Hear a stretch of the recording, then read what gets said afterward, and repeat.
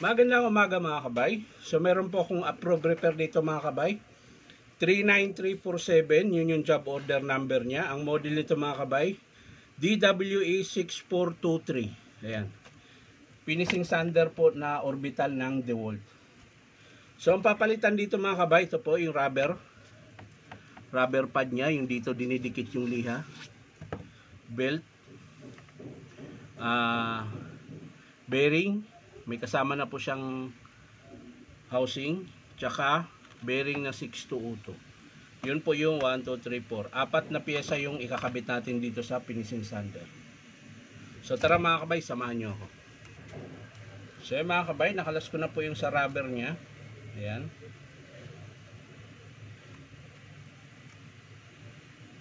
Sa rubber pad. Tapos yung kanyang,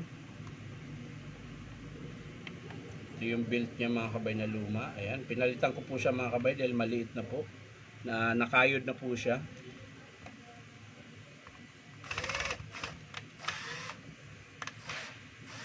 Ayan. Tapos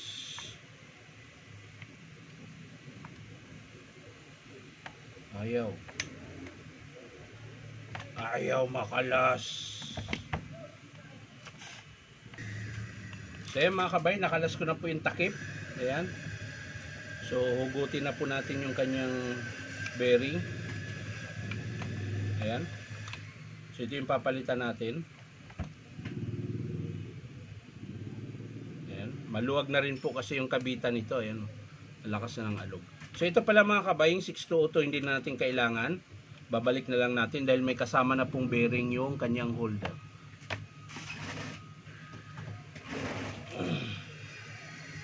So yan mga kabay, sa pagkakabit ganun din po. Ayan. Susuksok nyo lang yan dyan mga kabay. Tapos yung lock, ito po yung lock mga kabay. Meron naman po siyang butas sa gilid. Kaya hindi po siya magkabaligtad, hindi rin siya papasok pag di mo siya napasok yung pin dito sa pinaka-shafting niya. Ayan.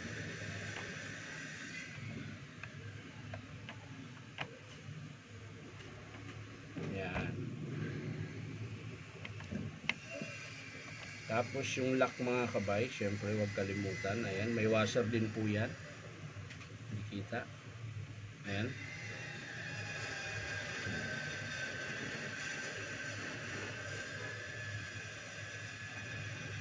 Tapos hihigpitan nyo lang.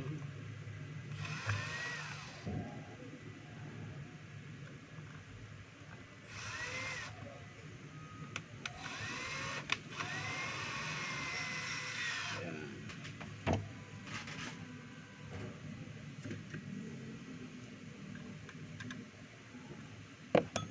Maliit.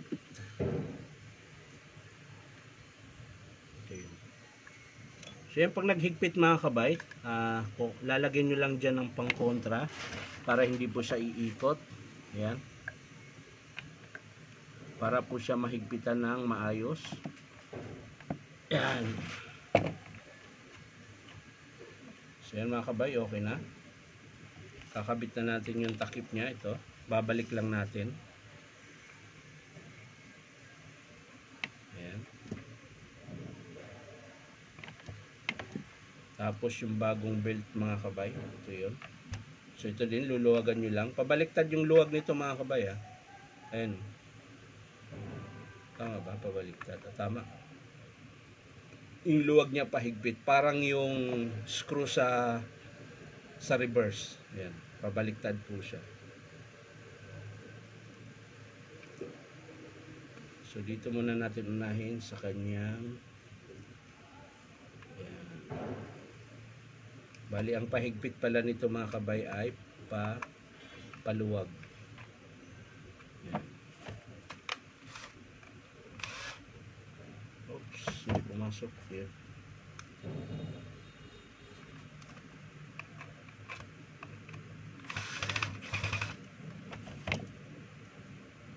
Yan.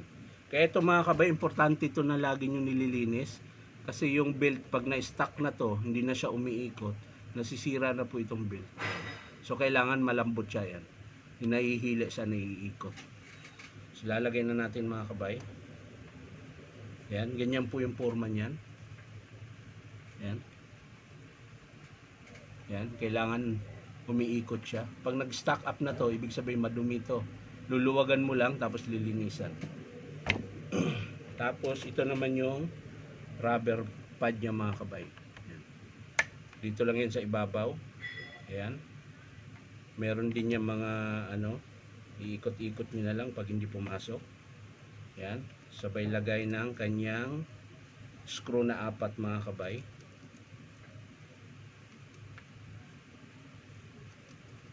Yan.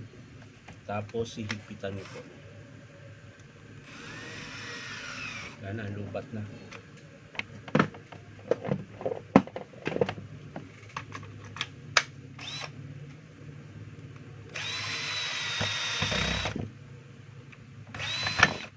Ya.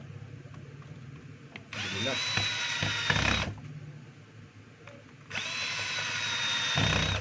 So yan mga kabay, nakabit ko na.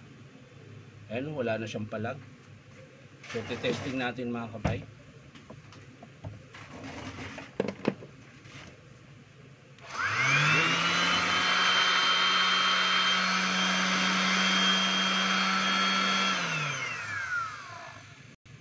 Binugahan ko na ng blower yan mga kabay, may alikabok pa rin talaga na tira. Ayan. So dudublehan lang natin na higpit mga kabay dahil yung panghigpit ko na sa cordless ay medyo maliit na po yung dulo, pudpud na. Ayan. Pudpud na po siya, kaya dumudulas na lang. So start natin ulit.